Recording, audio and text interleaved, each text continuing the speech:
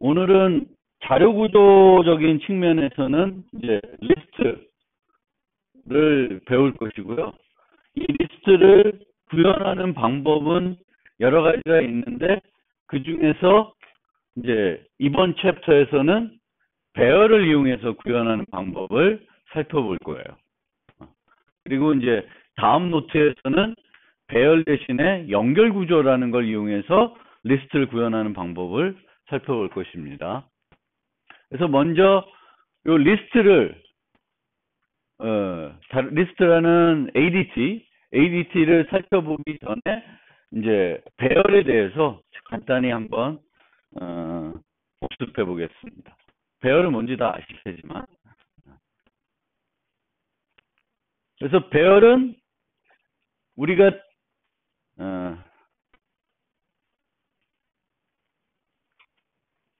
이제 프로그램에 사용하는 타입들 중에는 값을 하나만 유지하는 타입이 있고 값을 여러 개 유지하는 타입이 있죠. 그래서 배열은 값을 여러 개 유지할 수 있게 해주는 복합 타입입니다. 근데 특징적으로는 같은 종류의 여러 개의 값을 유지할 수 있게 해주는 거죠. 그래서 배열이 만약 없다, 그럼 되게 불편하겠죠. 예를 들면 학생 성적을 관리해야 된다. 40명의 학생을 관리해야 된다. 그러면은 40개의 정수 변수가 필요하게 되겠고, 이름도 40개를 지어야 되겠고, 이들을 좀 반복적으로 뭔가 처리할 때도 불편하겠죠. 변수들이 연속 없으니까. 그래서 같은 종류의 여러 개의 값을 우리가 유지를 할 수 있게 해주고, 하나의 이름으로 그 값들을 접근할 수 있게 해주는 게 배열입니다. 그러니까 배열은 여러 개의 똑같은 종류의 값을 이름과 색인이라는 위치 정보를 가지고 각각을 접근할 수 있게 해줍니다. 그래서 배열은 동질 구조라 그래요. 구조에 있는 모든 요소는 같은 타입이다. 그리고 구조체 뭐 이런 것들은 동질 구조가 아니다. 왜냐면 여러 개를 유지할 수 있으니까, 여러 다른 거를. 근데 이 배열도 우리가 동질 구조라고 하면은 논리적인 동질 구조가 아니라 물리적인 동질 구조입니다. 물리적으로는 정수값들을 유지하지만 거기에 들어가는 정수값들은 다른 의미를 가질 수가 있습니다. 뭐 일체한 배열의 첫 슬롯에 개수를 유지하는 방법도 우리가 생각해 볼 수 있고, 우리가 C에서 흔히 썼던 문자 열의 경우에는 맨 마지막에 0 문자를 넣어요. 값이 0인. 그 0은 기존에 있는 데이터하고는 다른 의미가 있죠. 끝을 나타내는 거니까. 그래서 동질 구조이지만 논리적으로 동질 구조이다라는 거고요. 요소들 간의 순서가 존재합니다. 나보다 앞에 있는 놈, 나보다 뒤에 있는 놈, 이런 게 있는 거죠. 물론 맨 앞에 있는 사람은 앞에 있는 것이 없지만 순서가 있고, 배열 요소들은 위치에서 접근되는데 예전부터 그 인덱스는 0부터 시작해서 사용하고 있다. 이 인덱스가 0부터 시작하는 것은 그 주소를 계산하기 위해서 그런 거가 되겠죠. 그렇죠? 그래서 배열의 용량은 컴파일 시간에 정해집니다. 컴파일 시간에 정해지게 되는데, 한번 정해진 그 용량은 바꿀 수가 없습니다. 한번 정해진 용량은 바꿀 수 없다. 근데 여기서 바꿀 수 없다라는 것은 그 자리에서 바꿀 수 없다라고 생각하시면 돼요. 나중에 이제 동적 배열이라는 개념도 들어가지만, 동적 배열은 배열의 용량을 늘립니다. 필요할 때. 근데 이 늘리는 것은 그 자리에서 늘리지 못해요. 그리고 임의 접근을 할 수 있게 해준다. 어떤 요소를 접근하든지 간에 똑같은 시간에 접근할 수 있다. 순차적으로 가야 되는 게 아니라 뭐 10번째면 바로 10번째로 가서 접근할 수 있습니다. 그럼 왜 임의 접근이 가능하냐? 연속된 공간에 유지되고 물리적으로 동질 구조이기 때문에 임의 접근을 할 수 있다. 용량도 고정되어 있고. 그래서 간단히 생각해 보면 이런 거죠. 이게 원래 방식이죠. 배열의 방식. 그러면 5번째 슬라이드, 9번째 슬라이드, 슬롯의 주소는 하면은 여기가 0이니까 뭐 여기가 정수라서 4개 차지하면은 4, 8 이렇게 하면은 계산할 수 있죠. 시작이 0이 그러니까 0이지만 뭐 원래 시작 주소가 100이면 100 더하기 0이 되는 거죠. 그다음에 100 더하기 4 뭐 이렇게 되니까 쉽게 계산할 수 있습니다. 근데 만약에 이런 식으로 동질 구조가 아니라 물리적으로 동질 구조가 아니면은 이거는 계산하기가 어렵잖아요. 각 요소마다 크기를 또 기록해야 돼요. 그리고 만약에 연속적인 공간이 아니면 이것 또한 계산하기가 어려울 겁니다. 그래서 배열은 이렇게 연속적인 공간으로 똑같은 값들, 물리적으로 똑같은 크기의 값들을 유지해서 이렇게 유지하니까 뭐가 돼요? 가장 장점인 임의 접근이 된다.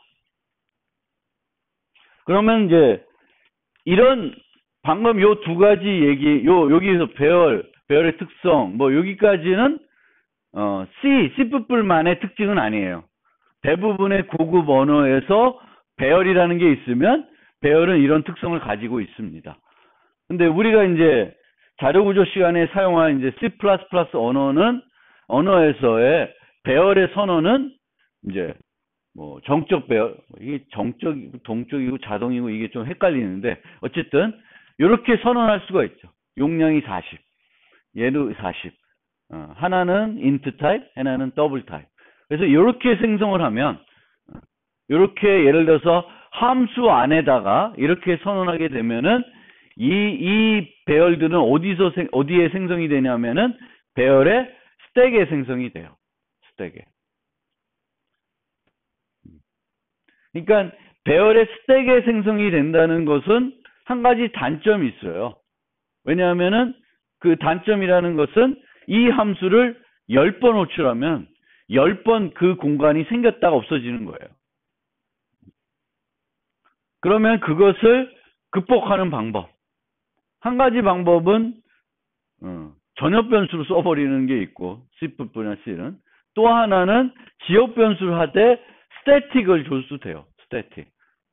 그럼 제가 진짜 정적이라는 개념이 되는데 스태틱이 돼버리면 배열을 한번 만들어지는데 계속 유지되죠. 그런 방법이 있어요. 그래서 C에서 성능을 조금 개선하기 위해서 일부러 지역 배열들은 그러니까 함수 내에서 만들어지는 배열들은 정적 배열로 만드는 경우도 있어요. 배열의 크기와 용량, 그 용어도 저는 이렇게 두 가지 용어를 배열을 어떤 언어를 강의하는지 설명하게 되는데 용량은 처음에 여기서 만들었던 그 배열의 크기를 말해요. 그러니까 또 크기 용량 함께 쓰는데 어쨌든 용량이라는 것은 그 배열에 집어넣을 수 있는 최대 요소들의 최대 개수가 용량인 거죠. 용량이에요.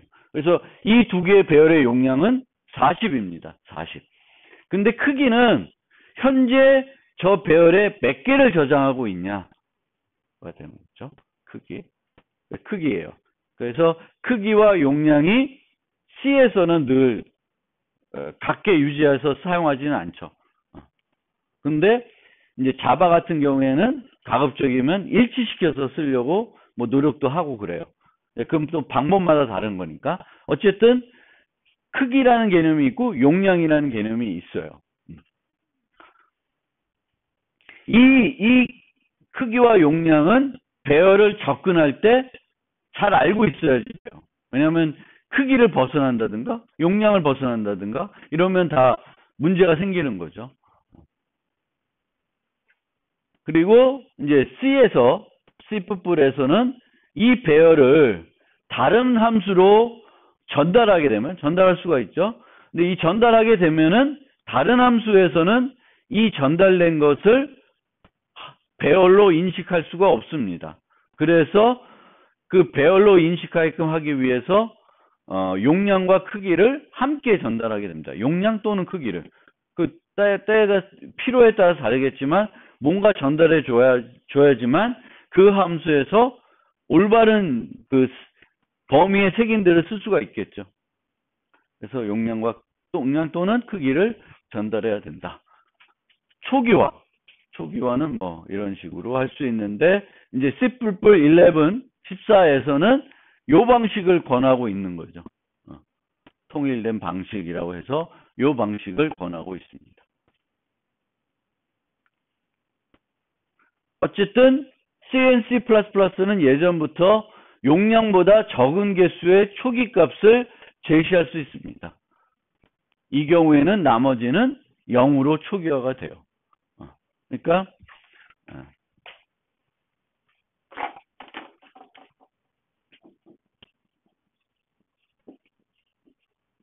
이렇게 되면 이 50개가 어떤 값을 가질지는 몰라요.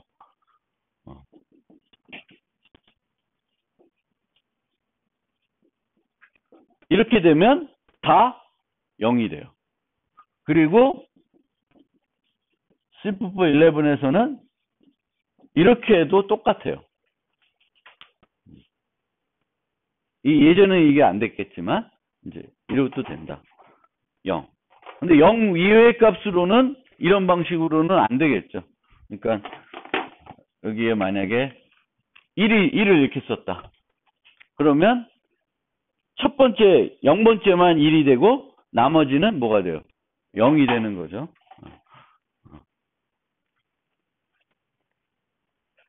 그리고 이 배열의 이름들은 옛날 C부터 상수 포인터라 그래요. 상수 포인터. 그러니까 이 A라는 이름, B라는 이름은 어떤 정보를 갖고 있냐면 배열의 시작 주소를 갖고 있어요. 그 시작 주소와 색인값을 알면 이제 특정한 위치에 있는 그 데이터를 접근할 수가 있겠죠. 근데 그 값을 수정할 수가 없게 돼 있어요. A가 여기를 가리키면 수정할 수 없게 돼 있어요. 그래서 대입 이런 것들이 안 되는 거예요. 그리고 예전부터 C에서는 이제 배열을 처리할 때 포인터를 많이 썼어요. 포인터를. 왜냐하면 실질적으로 인자를 전달받을 때는 포인터를 받는 거니까 배열을 받는 게 아니라. 그래서 포인터를 받고 포인터에서는 포인터 연산을 또 할 수 있기 때문에 가능한데 뭐 굳이 우리가 배열을 처리하기 위해서 포인터를 꼭 쓸 일은 없어요. 꼭 필요하지 않으면 오히려 그냥 이렇게 쓰는 게 더 깔끔하죠. 포인터로 안 쓰고.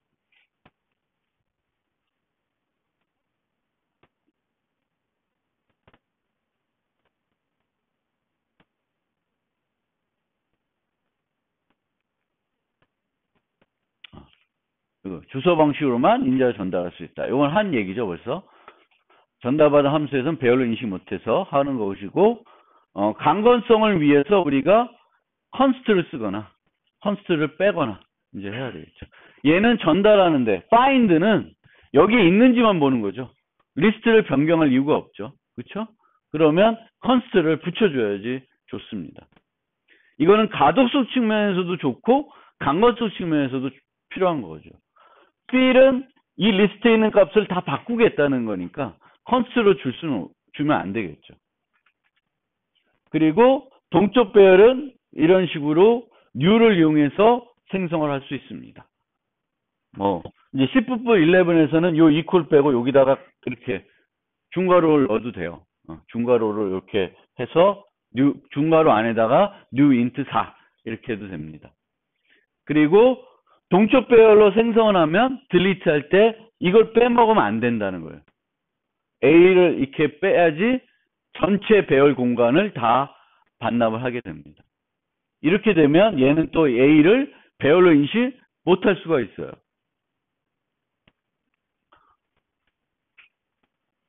그래서 이제 C++ 배열에 대한 기본적인 얘기, 뭐 다 아는 얘기인데 한번 해봤고요. 이 배열이라는 것을 사용해가지고 우리가 다양한 자료 구조들을 구현해 볼 거예요. 이제 오늘은 리스트를 구현해 볼 거지만, 뭐 스택도 구현하고 큐도 구현하고 다 별의별 걸 다 이제 배열 가지고 구현해 볼 수가 있습니다. 근데 이제 이 배열을 이용해서 구현했을 때 기본적인 장점과 단점은 이렇게 됩니다. 제일 큰 장점은 임의 접근을 할 수 있습니다. 단점은 용량이 고정되어 있어요. 물론 이 용량이 고정된 것은 동쪽 배열을 사용해서 극복을 할 수 있지만 동쪽 배열을 썼을 때에는 뭐 처음에 5개를 잡고 쓰면 5개가 치면 늘릴 거 아니에요. 이 늘리는 순간순간마다 비용이 제법 들어가는 거예요. 새로운 공간을 확보해야지, 복사해야지, 기존 공간 반납해야지, 이제 이런 비용이 든다는 거예요. 그리고 중간, 앞 데이터에 추가하는 것이 번거롭습니다. 왜? 중간에 넣으려고 그러면 기존 걸 뒤로 보내야 되잖아요. 그렇죠? 그래서 지난번에 설명드렸듯이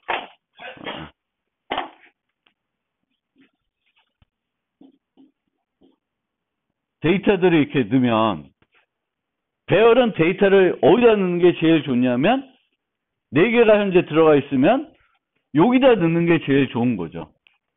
아무런 비용이 안 들어요. 요거는 우리가 비교로 따지면 O1 상수 비용이 되는 거예요. 근데 요런 데 다른 데 넣으려고 그러면 땡겨줘야 되기 때문에 그렇습니다. 근데 얘가 예를 들면 비정렬이다. 정렬되어 있지 않다. 그럼 이 위치가 상관이 없다는 거예요. 얘가 여기 있어도 되고 얘가 여기 있어도 된다는 거죠. 그러면 요거를 제거를 해야 돼. 그럼 어떻게 해요? 하나씩 땡기는 게 아니라 맨 마지막 요소를 여기로 옮겨오면 되는 거죠. 그렇죠? 제거할 때. 그래서 이제 이 배열에서는 우리가 항상 이렇게 압축해서 왜냐하면 이거를 아까도 같이 좀 띄워놓으면 막 여기 넣었다 여기 넣었다 이렇게 되면은 그럼 배열로서 이미 접근을 못하기 때문에 아무런 효과가 없어요. 근데 어떤 자료 구조를 구현할 때는 그렇게 또 쓰기도 해요. 뭐 해싱 같은 경우에는 그 데이터 값을 뭔가 해시해 가지고 그 결과 값이 오면 O 위치에다 넣어요. 그러면 여기에는 들어갈 수 있고 여기는 들어갈 수 있고 여기는 안 들어가 있을 수도 있어요. 그거는 근데 접근하는 방법이 달라지는 거죠. 근데 일반적인 접근은 이제 여기 하나씩 이렇게 접근하는 거기 때문에 모아서 접근하게 되겠고 맨 뒤에 넣는 게 좋고요. 얘가 데이터가 어떤 특성에 따라서 이제 삭제나 뭐 이런 것들이 좀 더 효과적으로 해야 되는 것이 있습니다. 그리고 지난 시간에 설명드렸듯이 C++11부터는 이 기본적인 배열 대신에 그러니까 언어 자체에 들어있는 배열 대신에 라이브러리에 있는 STT array를 사용할 수가 있습니다. 그래서 얘는 배열을 객체로 처리하게 해줘요. 배열을 객체로 처리하게 되니까 좋은 점은 이 배열을 전달했을 때 다른 함수 전달했을 때 그 함수에서도 배열의 용량은 알고 있습니다. 크기는 모르더라도 용량은 알고 있게 됩니다. 또 하나 다른 점은 요게 되는 거죠. 대입이 돼요. 객체까지 대입이 되죠. 그러니까 STT array를 만들면서 equal 연산자를 재정해 놓을 수 있잖아요. 그러니까 클래스로 만들면서 기존에 안 됐던 것도 많이 이제 된다는 거죠. 대입이 되는. 그리고 여기 전달할 때 이렇게 요 용량을 써줘야 돼요. 그럼 여기가 10짜리 못 넣어. 전달 못 해요. 다른 거기 때문에.